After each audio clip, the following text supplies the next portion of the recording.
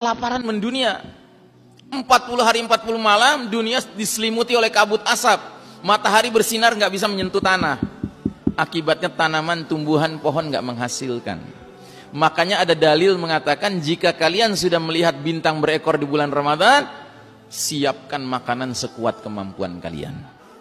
Jadi bintang berekor itu diantara dalilnya mengisyaratkan jatuhnya di bulan Ramadan. Maka mulai sekarang kalau Ramadan akan tiba, tidak sekedar perasaan gembira yang harus ada dalam diri kita, tapi juga perasaan waspada. Jangan-jangan Ramadan ini jatuhnya bintang berekor. Kita tidak tahu kapan jatuhnya, tetapi kalau melihat tanda demi tanda yang bermunculan, it seems to be very close. Kelihatannya sudah dekat sekali jadwalnya. Dan kelaparan mendunia ini berakibat kepada apa? Orang berebut makanan, Pak. Sampai apa? Sampai saling berbunuhan, killings ya. Al-haraj kata Nabi. Saling berbunuhan, memperebutkan makanan. Nah, yang lebih tidak pernah kita duga-duga lagi adalah dampak yang kelima. Terjadinya shutdown of modern technology. Teknologi modern ini berhenti beroperasi, Pak. Kenapa? Ya, karena batu besar jatuh dengan kecepatan tinggi, bergesekan dengan udara, tentu menimbulkan induksi besar-besaran. Yang orang barat katakan akan terjadilah fenomena EMP, electromagnetic pulse. Ya, semua benda-benda kelistrikan macet, tidak bisa berguna lagi. Bahkan ahli fisika mengatakan tumbukan batu besar dengan tanah akan menyebabkan zat-zat tertentu sifatnya berubah. Misalnya besi, berubah zatnya menjadi lengket. Sehingga instrumen-instrumen yang terbuat dari besi yang sedikit rumit saja tidak bisa dipakai lagi. Contohnya sepeda. Rantainya besi, gearnya besi, nggak bisa dipakai lagi. Bedil, pelatuknya besi, pelurunya besi, nggak bisa dipakai lagi. Dan ini yang dikatakan Nabi sampai 3 kalimat diulang-ulang dalam hadis riwayat Muslim, hadisnya sahih. Nabi bersabda, wa'udtum min haitsu bada'tum wa'udtum min haitsu bada'tum wa'udtum min haitsu bada'tum. Kalian akan kembali kepada kondisi seperti sedia kala. Kalian akan kembali kepada kondisi seperti sedia kala. Kalian akan kembali kepada kondisi seperti sedia kala. Sewaktu Nabi dahulu menyampaikan kepada para sahabat nggak ngerti.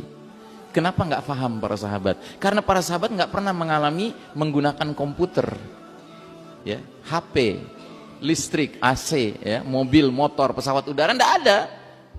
Tapi setelah hadis ini sampai ke zaman kita pakai akal kita merenungkan apa ya maknanya ini. Oh, ini rupanya isyarat akan terjadinya kemacetan operasional teknologi canggih.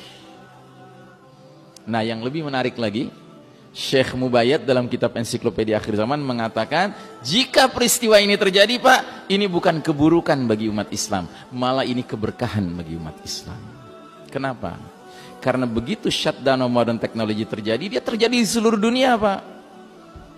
Akibatnya umat Islam bisa istirahat dari perlombaan mengejar ketertinggalan barat kafir di bidang teknologi. Sebuah perlombaan yang pada hakikatnya nggak akan pernah kita menangkan, Pak. Jadi dengan kata lain, kata Syekh Mubayyad, kalau ini sudah terjadi, kita dengan barat kafir menjadi setara lagi, Pak. Kita mulai dari 00 lagi, kayak ngisi bensin ya. Petugas bensinnya pasti bilang kan 00 ya, Pak. Gitu ya. Dengan syarat kita sudah latihan, sudah persiapan. Persiapannya apa? Sederhana. Hadis Nabi sudah kita dengar dari dulu, didiklah anak kalian memanah, berkuda dan berenang. Ya. Dan kita menafsirkan hadis ini harus apa adanya. Jangan sok modern menafsirkannya. Ustadz, itu bukan benar-benar memanah, Ustadz belajar nembak. Padahal nanti nggak bisa pakai bedil, Pak. Padahal nggak ada hadisnya yang menyebutkan nanti Al-Mahdi perangnya pakai AK-47, pakai M16, nggak ada cerita itu. Kembali kita menggunakan tombak, pedang, panah. Ustadz, itu bukan benar-benar berkuda maksudnya, Ustadz. Nabi mengisyaratkan belajar bawa tank, belajar bawa jet gitu kan. Nggak ada hadisnya tentang akhir zaman di mana nanti Isa alaihissalam turun naik Phantom, ya kan? Naik Stealth gitu ya. Enggak. Tapi turun di antar malaikat. Jelas ya? Nah, jadi saudaraku rahimakumullah, dalam kondisi dunia yang begitu berbeda, hadirlah Al-Mahdi.